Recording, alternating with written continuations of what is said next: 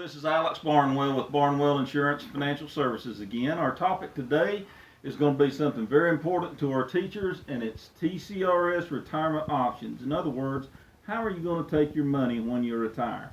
So with that, we're going to go over here to the board, and I use an example of this with somebody that's 60.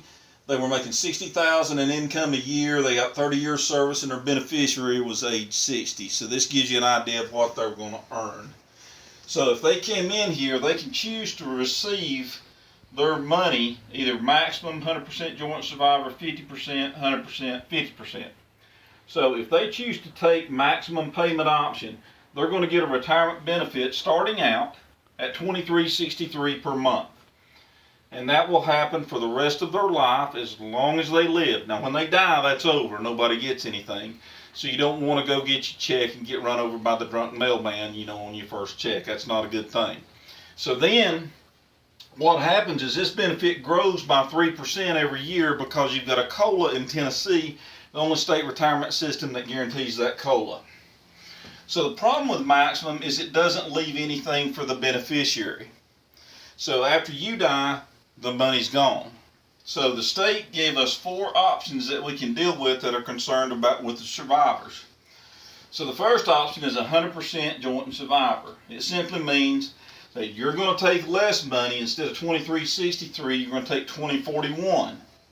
But if your beneficiary, if you die first, your beneficiary will continue to get the $2,041. Now the problem with that is you cannot change the beneficiary. So if the beneficiary died first, you still only get $20.41. You don't get the $23.63. And then they don't have a beneficiary to pay. So in essence, you're going to pay the state $322 a month in the beginning, and it's going to go up 3% a year.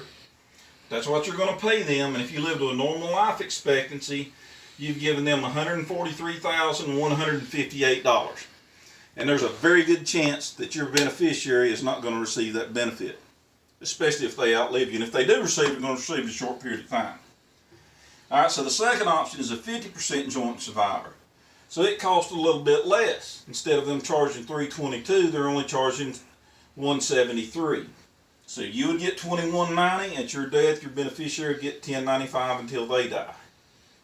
If the beneficiary dies first, state's off the hook. Nobody gets paid, you still get the $173 a month pay cut. You'll pay about $77,000 over your lifetime for that option. Alright, the next 2 options are versions of 150 here. So you have a 100% joint survivor pop-up, and you can see the cost is a little more. So the pop-up option compared to this option is $44 more. So what's the $44 for? Well, $44 simply says that now if your beneficiary dies first, then your benefit is going to pop back up to maximum. So in other words, we're going to charge you more money, and then if your beneficiary dies first, we're going to not charge you anymore for that, but we're going to keep every dime that we took. So if you both live to a normal life expectancy, you're going to be paying them about $20,000 more for that one. Then your 50% joint survivor is the same thing as option 3, so it's going to cost you $198 versus $173. The $15 is for the pop-up provision. So the other thing about this is you can't change your beneficiary, and all of these benefits that are paid out to you or your beneficiary, they're all taxed. And then there's no lump sum benefit, so the person has to take the benefit a month at a time.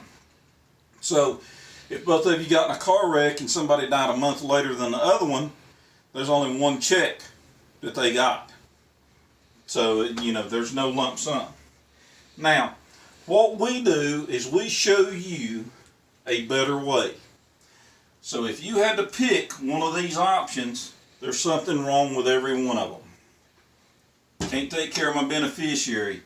This costs too much, the state's going to get my money. This costs too much, the state's going to get my money. This costs even more, I may or may not benefit from that.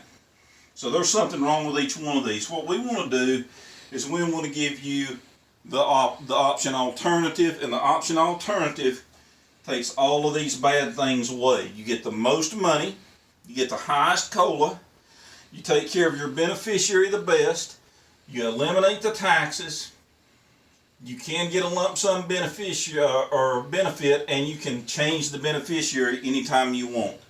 That is our options alternative that we can show you about when we meet again. Now, the other thing we want to look at is, when do you retire? We go down here and look at this. This is assuming down here that I worked 2 more years before I retired.